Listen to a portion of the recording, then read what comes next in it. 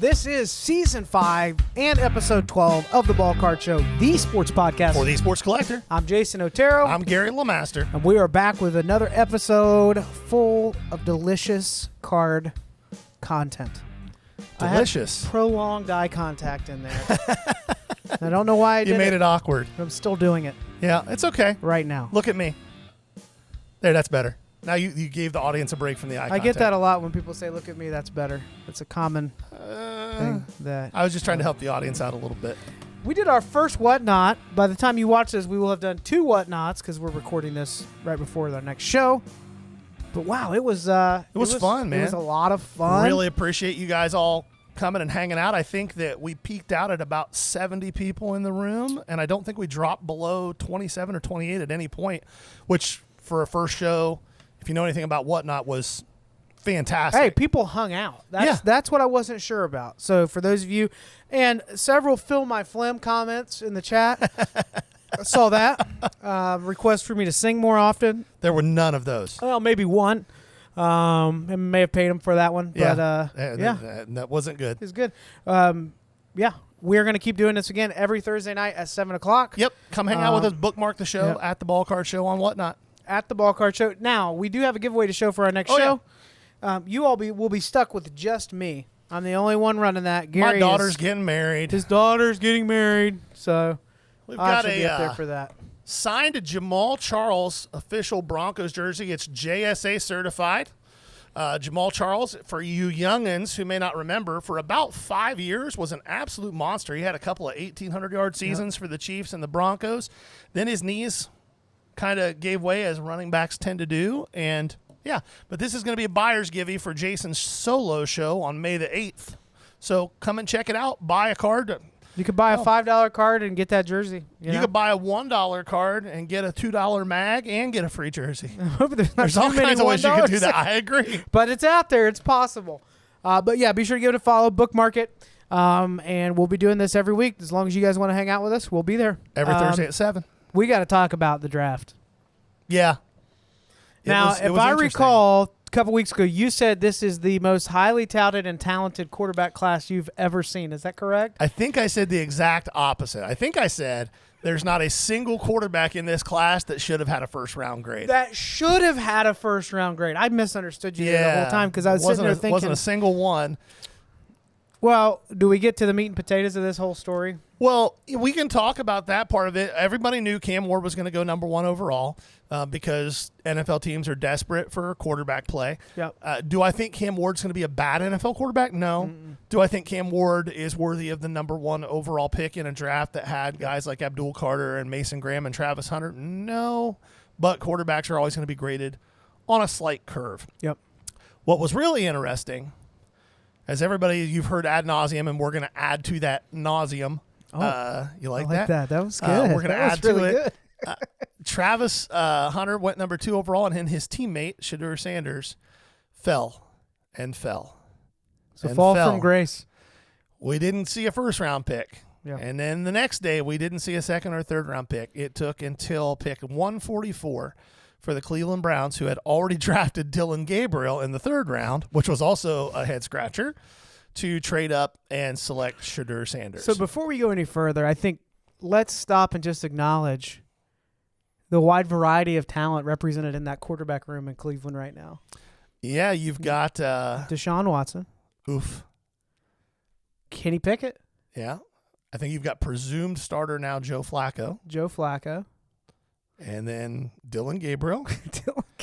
And Shadur Sanders. You know, what would be even funnier is if they gave Flacco that contract and then benched him. That would they didn't pay him that much. I know, but it'd be such a Cleveland thing to happen. For sure, but I don't think they will. Dylan Gabriel ain't ready to start. Do I think that Gabriel and Shadur Sanders will see some playing time this year? Yes. Yeah. But the one thing I think that everybody needs to take into account with Shadur Sanders' slide, I heard all kinds of rumors and thought processes as to what it was. Everything from Stephen A. playing the race card to people saying that Dion and his camp and that circus they didn't want around NFL teams. I think what really happened is the NFL as a whole said, this guy's a backup at our level. He got picked in the 5th round. That's backup territory. Yeah. Dorian Thompson-Robinson got picked like 7 or 8 spots higher in his draft than Shedeur Sanders got picked in this draft. I think what NFL teams saw was a guy who they thought was potentially a high-end backup, which he went later than that. But here's the reason I think he went later than that, with that being the case. When you're in that territory of being drafted as a backup, the intangible stuff, the locker room stuff matters way more than it does. People were like, well, Caleb Williams had all the same concerns and everything. Caleb Williams is a hell of a lot better football player than Shedeur Sanders. Like, not on the same planet of athletic ability. Like, we're not even talking about the same thing, which is why the attitude and all that other stuff wouldn't have mattered if Shedeur was that level of athlete. Right. He just isn't. And so when you're drafting a guy to come into your quarterback room and to learn and be ready to go if it's needed, you don't want a guy who blows off meetings. You don't want a guy who goes into a meeting with the Giants and Brian Daboll has sent ahead a install package for you to study and learn, and then you come to the meeting and you get quizzed on it and you don't know any of it, and then when you get called out on it, you have attitude about it. Like, a team doesn't want that in a backup quarterback. So I also think part of the fall was the unexpectedness of the fall was that a lot of people in the NFL really like Deion Sanders, and nobody was telling him the truth. And he's Shedeur's agent. Like, there's a reason that agents exist. I'll stop you there. You don't think so? I think there was delusion. People like him, but I think he has to be a nightmare because there's never a no that he accepts. Well, right. But that's what's made him successful. But people are also not going to tell him the truth. But they may have been telling him the whole time. It wouldn't have mattered. That's fair. That's fair too. But at the end of the day, look at every presser that was negative for him and how he responded. Yeah. Oh no, that's true. But I also think there's some double down on narcissism. There's some thought process that goes into not putting all the blame on the kid in this situation. You've got a kid who was raised by a guy with that approach to life. I'm the greatest at all things. Nobody can stop me from doing anything. And this kid has been fed that his whole life about himself. And there's a certain level of confidence that comes out with that. That's a great thing for a quarterback to have. Sure, yeah. But when that confidence goes into delusion, it's not good. Yeah, now, you want them to have the memory of a goldfish, right? Like, you want them to forget and move on and all that. But I don't know if you saw this clip. It's a couple years old now, but it resurfaced of Deion talking up Shedeur in the Jackson State locker room with other players there. Oh, yeah. And it's just side eye after side eye. Yeah. And we don't know exactly what they're thinking, but it sure looks a lot like, are we doing this again? Well, and is this every game? Is it going to be like this? Right. Well, there's also that idea I think that NFL teams had that a lot of Shedeur's success was very carefully curated. Yes. You know what I mean? It was very carefully. Everything was made around him to make him look as good as possible. Well, let's give credit where it's due then. I think you're bringing up a good point. Deion Sanders was the original NIL deal. Yeah. He realized that he was the brand. Yes, 100%. And that's how these players are marketed now. They are the brand. Now, was Jordan a brand? Yes. Was Bird, were all these players brand? He understood there was value outside of just the sports arena that he had to offer, and he protected it at all costs. Yeah. Coach Prime. I mean, how many years later are we saying, 2-3 decades later from relevance as an athlete, and we're saying Coach Prime as he's coaching Colorado? I mean, it's pretty impressive. So I think Deion understood as a parent and as somebody who'd been through this as an athlete. Is there a possibility maybe he saw, hey, my kid's good. I'm going to say he's a first rounder, but I'm going to get him as much money as I can now. Yeah, I'm going to build that brand out now. He cost him a lot of money, though. If he comes back to Colorado, he gets about $4.8 million in NIL money. Yep. His first NFL contract is going to cap at $4.1 million over 4 years. But if he gets anywhere close to a start, he's going to have so many irons in the fire where, hey, if this happens at the end of training camp, I just think that marketing dollars benefit from him finding a starting role somewhere. Let's talk about that and how it relates to the hobby then. Sure. So my advice, take it for what it's worth. I will not be putting a dime into Shedeur Sanders autographs or anything else. Panini Instant dropped a product immediately on draft day. One autograph card at a minimum per package. They were $300 a piece. If you are buying Panini Instant autos of Shedeur Sanders for $300 and hoping that someday you're going to make money on them, you are better off just rolling up to the casino, taking that $300 and slapping it on green on the roulette wheel and keeping your fingers crossed. More of a 26 black guy, but I get what you're saying. Yeah. Well, that's a 50-50 shot almost. Right. We're not talking about a 50-50 shot. We're talking about a 5% shot that Shedeur Sanders explodes. And like you said, let's say he gets a start or two. I think it'd still be a cool story. I think it'd be a cool story, but let's say I don't dislike the kid. Like, no. That's what I want to say too. Like, what's his problem? He is, like, to a fault optimistic with every single thing that he's doing. He seems to, like, he loves the camera. He smiles. I've not heard him. Now, I might be missing something. I haven't seen an interview where he's being toxic. He's very careful on the front-facing appearance to the public. For sure. Clearly, there were some issues in the locker room and in meetings, and there had to be some issues in meetings. There had to be. Because as a raw athlete, the parallel I had, which is not the same, but was like, this could be a Braxton Miller situation. A good athlete. No, he's not that great of an athlete. That's the thing. That's the thing. He's not that great of an athlete. If he was a great athlete, Braxton Miller was a phenomenal freak athlete. Yeah. Braxton Miller run a 4.3 40. Shedeur's running a 4.7 4.8. Like, he's not that great of an athlete. That's the thing. It's one thing if you are an amazing athlete and you have some of those personality traits, you're going to get away with it. If you're not an amazing athlete, you're just not. There was a clip that popped up of the pre-draft process of him and Cam Ward doing drills together. And Cam Ward is just not on the field, although the field stuff was too. Cam Ward is verbally obliterating Shedeur Sanders. Shedeur's like, hey, let's make a song together on this TikTok. And Cam's like, I'm here for football, bro. Yeah. Like, what are you talking about? Yeah. Like, he just verbally obliterates Shedeur, and Shedeur has no concept of how to handle it because he's been so insulated by that environment. Yeah. He's been so, like, protected from that. And when you walk into a real locker room where your dad's not the head coach, where people aren't worried about, stepping on your toes. Guess what, bro? All of us were drafted into the NFL. and nobody cares who your dad is at that point. Like, it doesn't matter. You played sports enough to know what it is like to be on a team with somebody whose dad is the coach and who probably should not have the position that they have because of who their dad is. They get it. It's not fun for anybody. But like when Dion said, there are a couple teams I won't allow him to be drafted to. Oh, yeah. That doesn't help. No. That doesn't. But backing up, you talked about this Panini Instant product where it's a guaranteed auto. Let's just be clear, because I think we've talked about maybe 4 or 5 products in the last year, and it's not just Panini that's doing this. No. Fanatics doing this well. No. When it is this player's set guaranteed auto. I might eat crow here if there's some oddball set I'm wearing. Like, even Jordan stuff like that.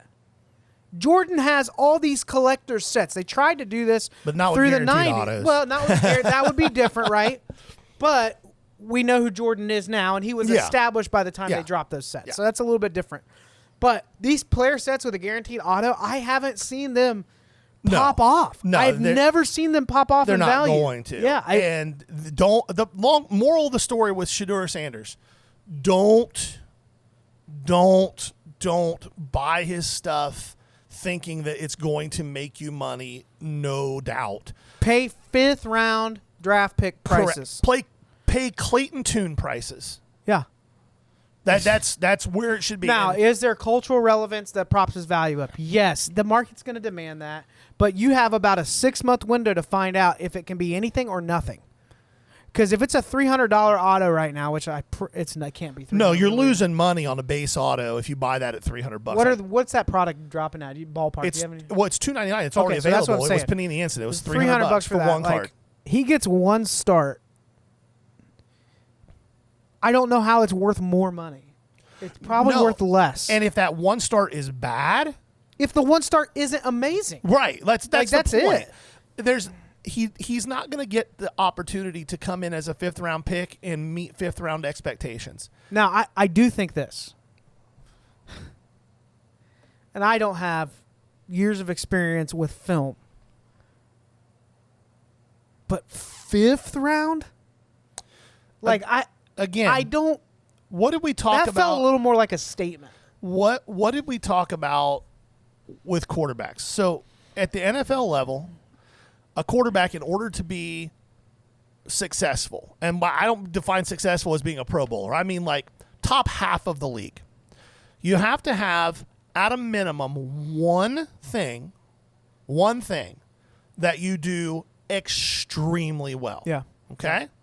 Now, grading on a little bit of a curve, I would say that the one thing that he does super well is he is a very accurate thrower of the football. There's no question that he's a very accurate thrower of the football. However, he takes a lot of sacks. Now, some people would say that's because Colorado's offensive line was really bad, and there's truth to that. There were also a lot of sacks he took when he had the ball in his hand, and it was a 5 count before the ball left his hand. Yeah. It doesn't matter how accurate you are if you can't process information quickly. You don't have 5 seconds in the NFL to throw the football unless you are the athlete that Josh Allen or Kyler Murray or Lamar Jackson is. You just don't have 5 seconds to throw the football on a regular basis. So he's going to have to, like, learn some things as far as processing information quickly, making decisions quickly. A lot of the throws he made at Colorado that were highlight reel throws were throws where he didn't release the ball until he saw the receiver come open. Mm-hmm. You can't do that in the NFL. No. That's not how it works. You throw to grass. You throw to a spot. Yeah, you throw to grass. That's it. You throw to an open grass. And so there's a lot of things that I think NFL teams just looked at and went, he's not a starter right away, if ever. Sure. Okay? And if he's not a starter right away, we can't draft him in the first 2 rounds. Then it just becomes what's the talent acquisition cost. And he's a backup. Now, are we prepared to draft a guy? Dylan Gabriel went ahead of Shedeur Sanders. From a pure football standpoint, there's not a world where that should happen. I agree. He went 2 rounds ahead. But you know why he went 2 rounds ahead?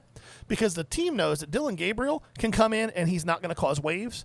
There's not going to be a circus around him. Nobody's going to be screaming for him to be their starter. It had a lot more to do with just the meetings and yes. Absolutely it did. So it's a little more of a statement. It's checks and balances. It's not like they're trying to let's all punish somebody. No. But it's just is it worth the headache or this guy's going to be a backup for us for at least a year, maybe 2.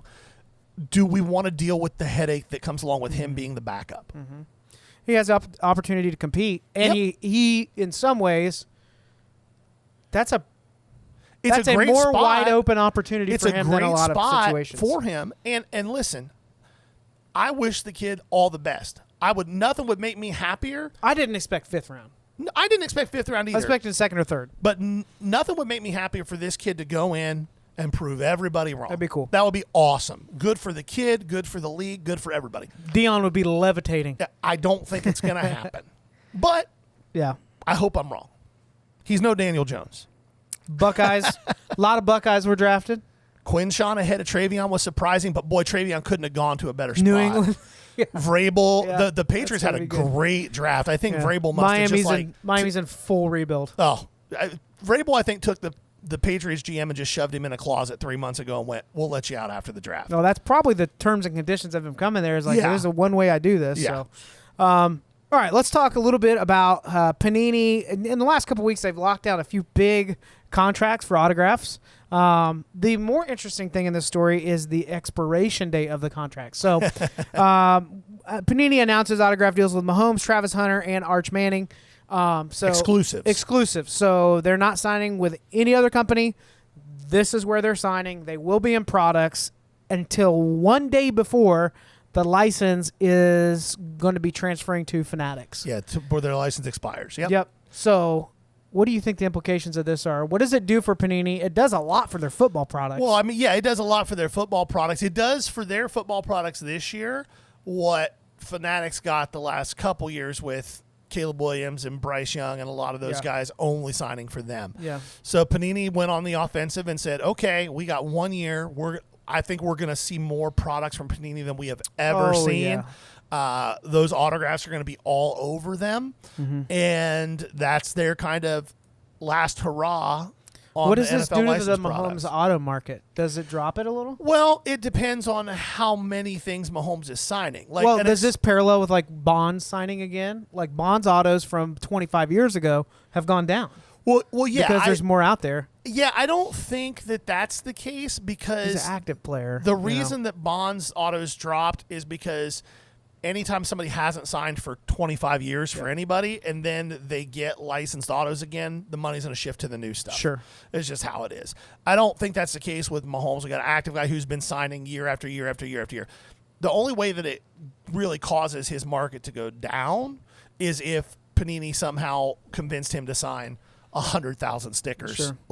And if that's the case, Panini spent $40 million doing it because he's not signing stickers for $10 a crack. Right. He's probably $200 to $300 a crack. Yeah. Yeah. So, yeah. But for a company that's not so sure that Fanatics is going to have the license because they're a monopoly, that contract structure is pretty interesting.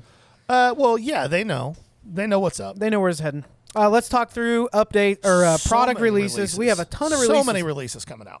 This is April 30th through May 7th. So some of these will have dropped by the time you're able to check this out. But I'll just run down the list, and then we can point out a couple that we like or that we really would stay away from. Yep. 2025 Topps Chrome Black Baseball. 23-24 Flawless Basketball. Panini Prism Premier League Soccer. Panini Revolution Basketball. Impeccable Football. Bowman Baseball. That's, I think, on the 7th or close to it. National Treasures Baseball. O-Pee-Chee Platinum Hockey. Clearly Donruss Football, and then Immaculate Football, all dropping in that short period of time, which I honestly, like for an LCS, that's kind of like a tidal wave of products to It is. It's a navigate tidal wave and of to cash purchase. flow. Yeah. Good grief. That's a lot of money to spend if you own a shop. All right. Product you love, product you hate. I'm not a fan of Topps Chrome Black Baseball. It's just a lottery product. It's expensive. It's got 5 cards. And you can absolutely get washed on it. You kind of have to open a case to find out if you got anywhere, right? Yeah. And you can still get washed. A bunch of $20 vet autos in there. You could absolutely get washed. Packaging is cool. I love that it's encased. It's a pretty card. Yeah. It's just I don't think it's a good value product at all. When it comes to their short printed rookie autos, how do they stack up to similar products? What would you compare this to? It's kind of in its own little niche, maybe like museum collection or tribute. Yeah. It's not going to hold the same value as flagship Chrome. That's kind of the pinnacle for rookie autos. Not a bad, let me finish the thought, not a bad rainbow product. No. But wait 3 to 6 months for the prices to die down. We are seeing, I don't know if you've noticed as much too, but I'm seeing a lot more set building with subsets in the last year. A lot more people kind of wading into that. On new products, which I think is a great thing for the hobby overall. I think you see it a lot more because of your eBay store. Sure. I don't see it as much, but that's because that's not where I I live. It's happening with ultra modern, and it's happening with ultra modern subsets, and it's not just old guys doing it that have always collected vintage. Yeah. Which I think is a really good thing. So not crazy about Topps Chrome. Which one of these is like? I'm not crazy about any of the basketball products. I'll just go ahead and say that my least favorite product is Panini Revolution. I think it is a product that if it disappeared, no one will be sad about. No, and again, guys, the rookie class in this year's basketball product is so bad. Well, I mean, Flawless is a gorgeous product. Well, Flawless has so many good vet stuff, and they have logo mans and all that kind of stuff. But Flawless is also going to probably be $5,000 a box, $6,000 a box. It's going to be overpriced for sure. Yeah. The rookie class is going to keep it from being a $10,000 box like it has been in the past. But I bet it's every bit of $4 to $5. But you can hit LeBron logo mans. You can hit all that stuff. So there's still value in Flawless. It's just an expensive product. It's on vet, and then how much are you willing to spend on the risk of a vet? How much are you willing to spend on your hit being a Chris Kaman auto?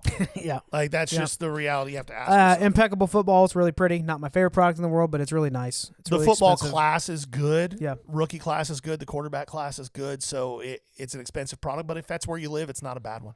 O-Pee-Chee Platinum Hockey. Now, this is not a low and liquid segment, but I'll tell you right now, O-Pee-Chee Platinum Hockey base sells on a really regular basis for me. Yeah. So if you're a hockey buyer and you're in an eBay store, if you want to put in work, you can mitigate if you lose a little bit. And then clearly Donruss football. It's okay. The autos don't really hold up. They kind of fade. And the acetate cards, so surface is usually rough on those. I think, again, my favorite product out of this whole list is Bowman Baseball, but everybody knows how I feel about Bowman. Not surprised. There will be a case or two of blasters. Draft had a rough year this year overall, right? Was Draft the product or Chrome the product where they were like, there's really... Chrome was rough It was rough this year. Draft was pretty good. Which it's hard to do that with a Bowman product because there's usually a handful of prospects people are already excited about. Yeah, Draft was good. Chrome was like a deep dive. Like, who could I convince myself I should buy into? One of the very few products you'll ever hear Gary and I talk about justifying breaking with. Fair? Yeah. If you're going to buy into breaks on Bowman, my advice is this, and you're going to usually find these on eBay. Find somebody that's doing a 10 or 15 case player break. Find an obscure player that you like a lot that you've done some research on and go buy that player in the break. Don't go buy the big names in the product. You're going to get washed and they're going to go insane. But you can Anthony Volpe was cheap as hell in 2020 player breaks. Yeah. Junior Caminero was not super Davison De Los Santos. Yeah, I couldn't spit his name out. I had Leo DeVries stuck in my head. Davison De Los Santos was cheap in player breaks, and he popped off last year. So do some research. Find a couple of guys that you really like. Moises Ballesteros, who we're going to talk about later, it was cheap in player breaks. Yep. So, Bowman is probably my favorite retail product. It's the only way I'll rip Bowman. I won't touch hobby. Yep. Okay, value box time. We just finished up a series on what we would do if we were starting a card business. Tomorrow, we walk through all the different things you need to consider, from what should you sell, where do you buy it, how do you negotiate, and where do you scale. And this week, we want to talk about, it may carry over for a couple weeks depending on the engagement we have with it, but what is the worst advice you've ever received regarding collecting or dealing cards? Yeah. There's a lot of advice out there. There are a lot of forums where you ask a question and you'll have 10 different answers from 10 different people. There are Facebook groups like the sports card nonsense one, which I know Mike and Jesse are over it. It's like a necessary evil to keep it at this point, but it's probably the most toxic page I've ever been on. Yeah, it's rough. Tons of terrible advice out there. And it's just from collectors, not from Mike and Jesse. They do a good job with it, but I want to jump into some of the things that we've heard over the years and break down why it is terrible advice. Some of this advice doesn't sound so bad off the rip until you actually start following them on their advice. And you're like, this was a terrible idea. You go down the logical rabbit hole, and then you're like, wait a minute, this doesn't work. So the value box, the worst advice we've ever received. I'll let you kick it off with the first one. The one of the first things that I was told by friends who were dealers when I started setting up at shows was you have to price your cards over market value because everybody wants to negotiate, and it's the only way you're going to get full value. And like you just said, when you first hear that, you're like, oh, that makes a lot of sense. Stores do that all the time. The problem with that is very simply that it makes a fatal assumption. And that fatal assumption is that your buyers are morons. They're not. The assumption that your buyers don't know the market value of cards and that you can give them 20 or 25% off and then they pay full market value and they're happy and you're happy and everybody wins is a fallacy. Less than 1% of people walking at a show don't know the value of cards or don't pull out their phone immediately to check what comps are to see if you're close. Yeah. Pricing over value on your stuff to negotiate backwards is silly. Here's what you should do instead. You should just price your stuff in line with the market. Or if you can price it a little bit under market and still make the margin that you need to make, do that. Yeah. Your stuff will sell quickly and you won't have to deal with as much negotiation and haggling. Are you still going to have to deal with the people that want to come in and offer 70%? Absolutely. That's just the reality. Let's peel back the onion a little bit. What are the negatives that will happen if you follow this advice? The first one I thought of, I never expected, and I should have, but I never expected that a large portion of my business would be repeat buyers, whether it's at a show or eBay or whatever. You think of that, sure they would, but anybody that deals knows they're targeting certain cards but your inventory is revolving nonstop. And everyone that's dealt over a period of time would say, I've had 3 month windows where I was convinced that I needed to kind of move this direction with my inventory, and it just didn't really pan out. A couple of injuries or a couple of products that just were kind of a dud that I wasn't expecting. And then other months where it's way better. But buyers are looking for certain things, and if you don't have those things nonstop, it's hard to keep repeat buyers. But you know what will end the possibility for that quicker than anything?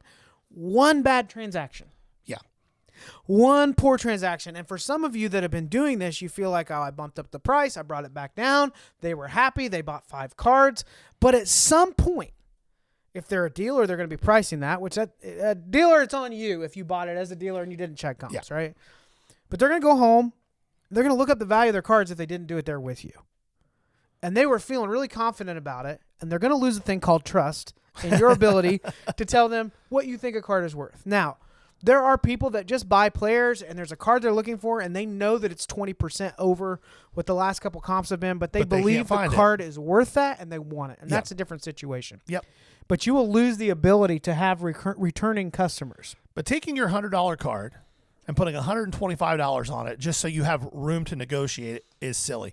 How about this? Price your $100 card at $100 and then let people know, hey, I'm open to fair offers. I can't sell it at 80, but 95, does that work for you? And they're going to say 90, and you're going to say, oh, okay. Yeah. Because hopefully if you were smart, you bought it at 70 or 75. The reason most people are avoiding that, I think, is they don't like saying no. They aren't comfortable with like, no, I've got to get this out of it. Yeah. They want people to feel like there's a deal, so they think they'll have a higher close rate on that. You're going to have people that are trying to undercut you and all that. It's okay to say no on that, but definitely don't recommend marking up the price just to be able to negotiate and lower the price. I don't know about you, but if I am at a table, so when Gary and I go shopping at a show, right? Very rarely are we looking for one card. If we just see one card in a showcase that we really want, we'll go after it.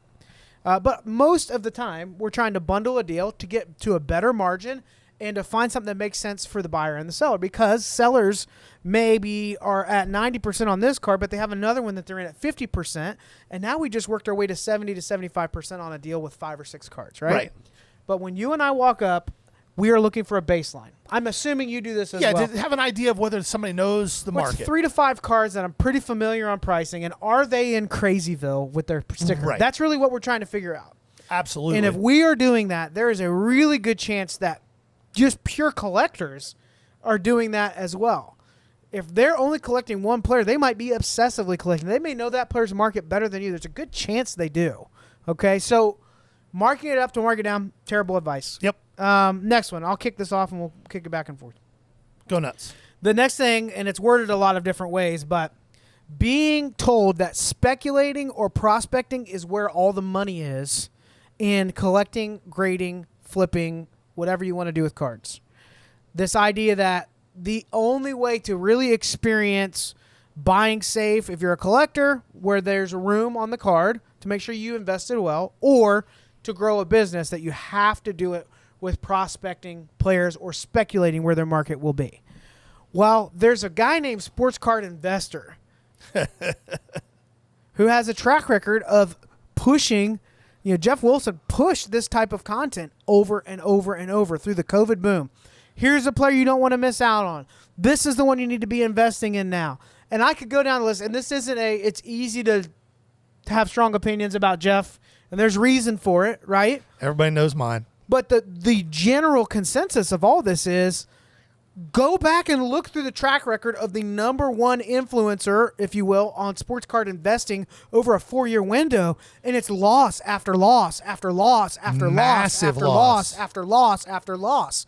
The difference is that guy has a ton of expendable cash to blow on like Olympic lanyards that Michael Jordan wore. You don't. You don't have that money. Your spouse is not shelling that money out to you. If she is, keep her. Or keep him.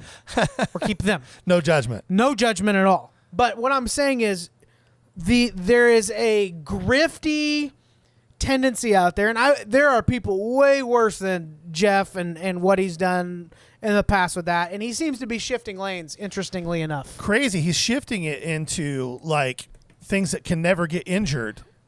Pokemon. Yes. Like, moving to markets where there isn't that risk. Now, do I think that he genuinely believed that he should invest in those players and actually spend a lot of money? I do. I do. I think he really did. I think he really did buy heavy into those players. There may have been some pump and dump stuff there, but I don't know that the reach was that strong. There were people buying in, but there is a new grifter popping up every month in the card industry, selling you their course, selling you their content, selling you their tips, selling you their spreadsheet, selling you their business model. This is how you're going to find the right people to send off just in time before the next season. And if they become the quarterback, they should be blah, blah, blah. Go look up the great quarterbacks out there right now. The Mount Rushmore, whatever your Mount Rushmore is, look at their value, look at what they're selling for. Your fifth string quarterback is not that guy. They've not established that market. They haven't done it yet. They're not there. I love how fired up you are right now. Well, I just don't understand. Like, you have a real-time market in front of you. The people that are pushing prospecting don't know how to negotiate. They can't buy at 60 to 70% and do it in a way where they're happy and the dealer is happy with the deal. They don't buy a margin because it takes so much work. You and I do this all the time. Yeah. It takes so much time to consistently buy inventory at the right margin. You want to buy at 90%, spend $20,000 a week on inventory and collect 5 to 10%. That's a business model that might work for you where it's easier to find case hits that you can buy at 90% or whatever. But for the large majority of us out there, prospecting can be such a grift and scam if you're counting on that to be where you find your margin. Yeah, and I would even amend that to say not just prospecting, but speculation in general. Will there always be an element of speculation to this hobby? Absolutely. And we love that. Yes. Let's be fair. But we both love that. If the advice that you're getting is that the best way to see a profit in this hobby or to increase the value of your collection is to take risky speculation, it's bad advice. And if you are getting, it's a lot like crypto. If you hear about somebody from an influencer, it's probably too late. You're late to the party. You're late to the party. Now, are you always going to be, are we miss everything? No, but you're later to the party than you should be. You should be doing some, and listen, we have a segment called The Lookout. I give you guys somebody to look out for that's going to be coming up soon, in my opinion, in baseball. You have 50 to 100x prospects before.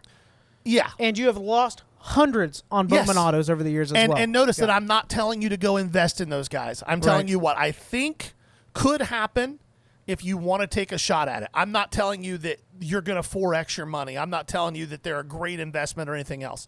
In general, the idea of sports cards being an investment tool is asinine anyway.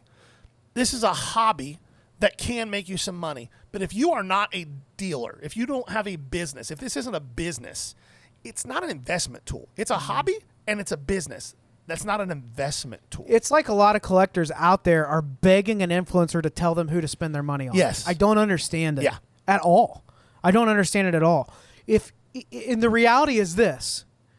When you dive into this hobby and you go beyond just building a binder out that you like or you have a box of cards, nothing wrong with that. It's awesome. Yes. But the moment you step beyond that and are curious, is there an upside to investing in a player, investing in someone's potential, speculating where the market will be? You better be putting a lot of time into researching that. And the large majority of people that I talk to that are like, I'm really big on this player. When I ask them, oh, that's really cool. What do you see in there? Because if somebody has a good argument, I'll write the name down and go look it up. Absolutely. Because someone told them they were buying it. 99% of the time, somebody said I should buy this. Bowman it can be a trap because what I'm not going to do is act like you and I are baseball experts because we are not. But what we are confident in is our ability to go find the information that gives you the data to say, does this person really have a legitimate chance of getting called up this year? Are they on a team where that position is going to have a need to be filled sometime soon?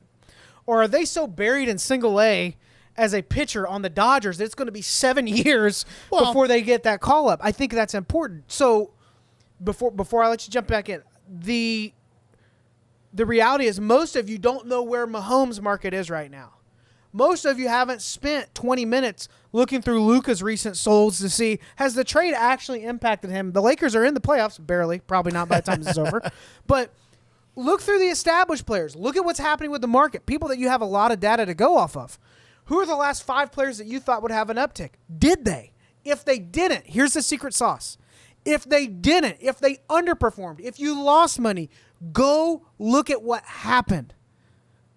Do an autopsy on your investment. Yeah. You will grow so much more into a smarter buyer and investor and speculator by taking a look at your failures rather than just on to the next rookie that might 20x for me. Yeah. That's a scratch off. Again, that gambling component. Sorry. No, you're good. And that's all very valid points. And baseball, Jason's correct. Neither one of us I would call a baseball expert. That being said, I do think that we probably know more about baseball and what we're looking at when we look at a swing and what we look at when we're looking at pitching mechanics than the average bear. You got to have some knowledge of what you're looking at. Again, baseball prospecting especially, if you're hearing about somebody from an influencer, it's probably a little too late. You might not completely miss, but you probably aren't getting in at the bottom. Right. So, and I mean, we talked about the next point at the same time. Using cards as an investment tool, like your 401k, is asinine. It's terrible advice. And there are people out there that give that advice. Yeah. Don't listen to them. Conservative markets tend to win over the long term. Yeah. With that type of stuff. There are people, so I do think the caveat is, if you're super wealthy and you can get into extremely rare stuff that is very expensive and you have the tolerance for losing that money, you could have a bigger upside with a super high-end 52 Mantle PSA 10. Yes, that's the game you have to play at that level. Now, there are people that are like, no, I do this. There's some nerds out there. They're doing all right. I know people who have cashed out their 401ks to buy cards. That's insane to me. And I do this for a living, and that's insane to me. Don't do that. Yeah. All right, what do we got? You should always hold longer. You're always it's going to go up. Just have those diamond hands. Horrific advice. They have two ACLs. They only blew one of them. Horrific advice. Listen, here's the reality. This is very, very simple math. For every one card that you sold too soon, okay? Mm-hmm. For every one card that you sold too soon, there's 99 that you sold that went down. Yep. Period. A perfect example of this we saw in 2023. Ellie De La Cruz, right before his call-up, his market was pretty high. And that's normally the correct time to sell a baseball prospect, is right before their call-up. Okay? Ellie was one of the handful of humans who play the game of baseball whose market quadrupled for 3 months after his call-up.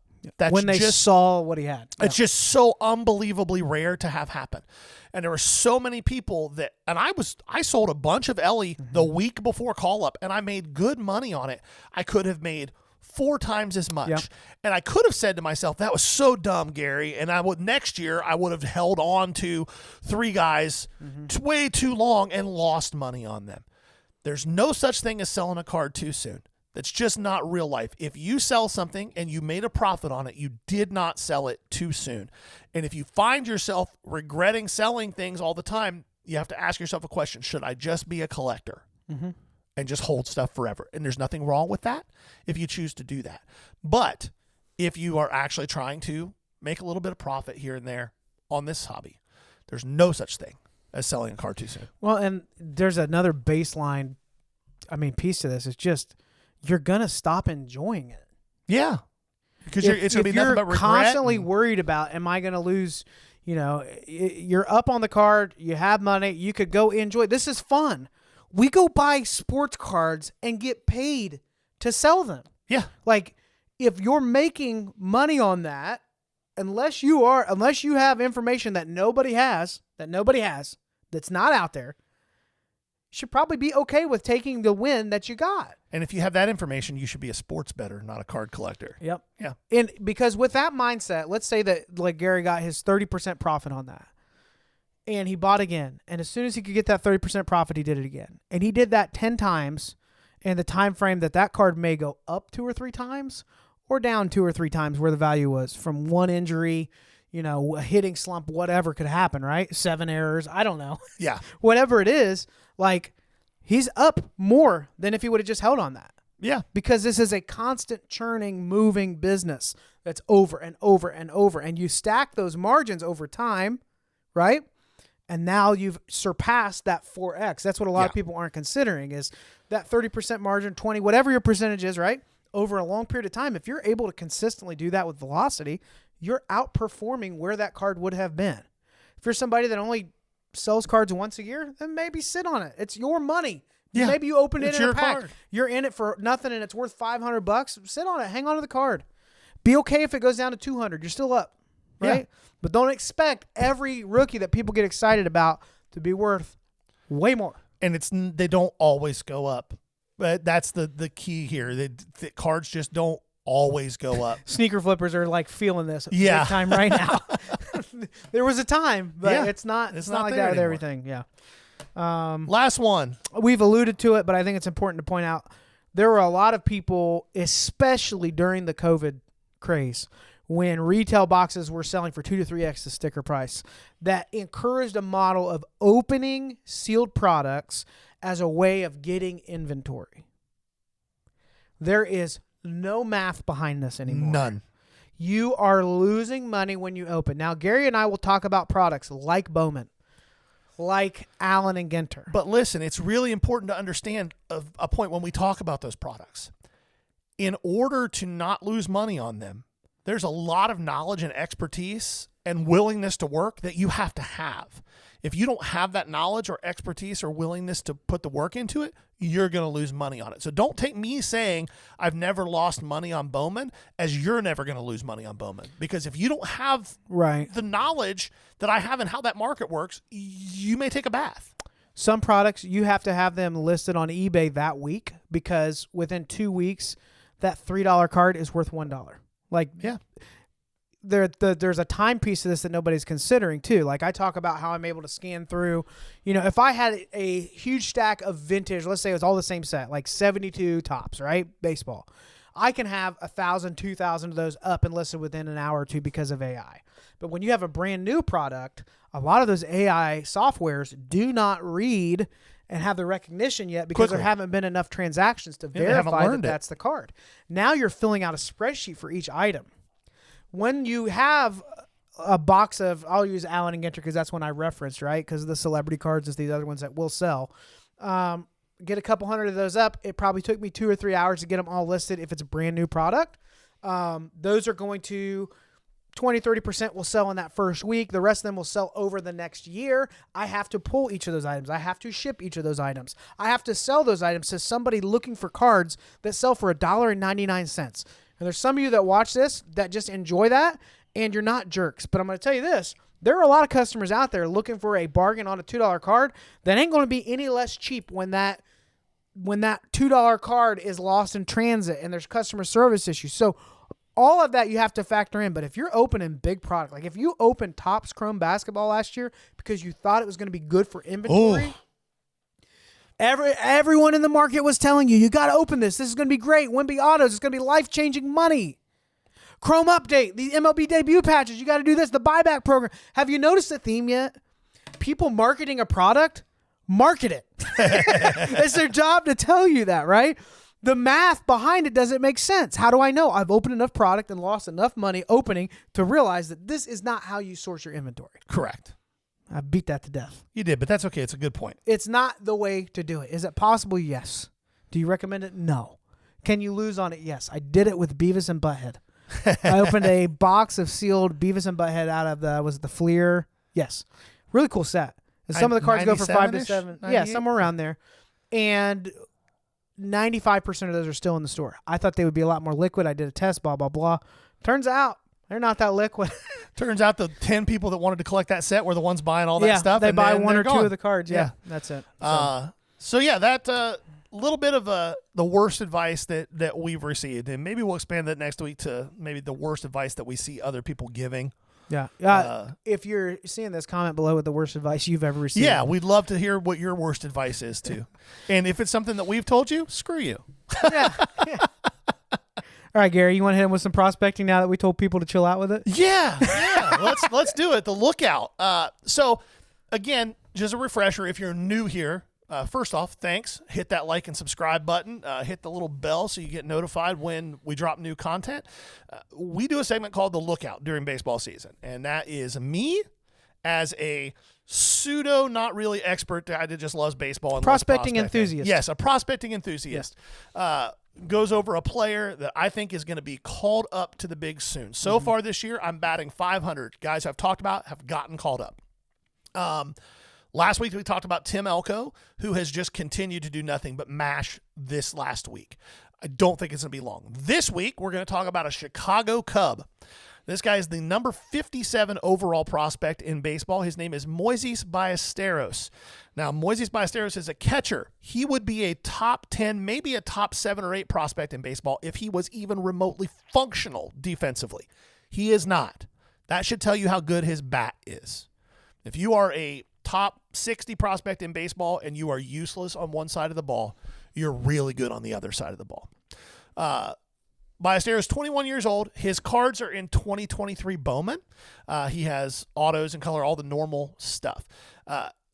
All the kid does is hit, and he hits really well. He's not a pure power guy. He's kind of a Alejandro Kirk body style. Short, chubby kid, like you picture a catcher. That's what you got, except he's not very good at the defensive side of it. That being said, so far this year in 2025, he's hitting .414 with a .475 OBP and a .586 slugging percentage, and it's only with 2 home runs. He's got a .1061, a .1061 OPS, and he's in AAA, playing at about 2.5 to 3 years under the average age of the level. He has risen from high A to AAA in 18 months. The 2A leap is a huge jump. Yes, from high A to 2A is the hardest jump in baseball, in my opinion. Now, here's the crazy thing about Ballesteros. He's got great pitch recognition, great plate discipline. He walks at about a 12% clip, and he strikes out at about a 14% clip. Does not have high chase rates, sub 20% chase rates. Sprays the ball all over the field.